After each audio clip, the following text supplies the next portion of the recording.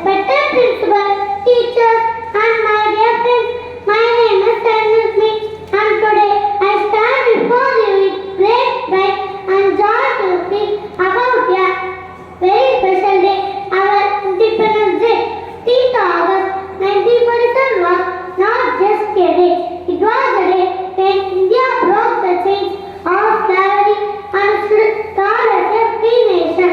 It was a day when our bright-colored flag flew high in the sky and the voices of millions shouted together, Vande Mataram.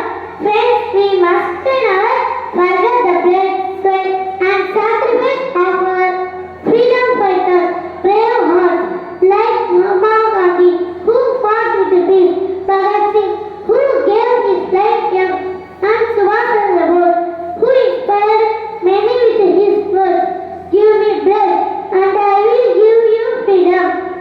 They did not fight for themselves, they fought for us, for our future, so we could, with dignity, hope and freedom. Today, we live in a country that is free to dream, free to speak, and free to grow.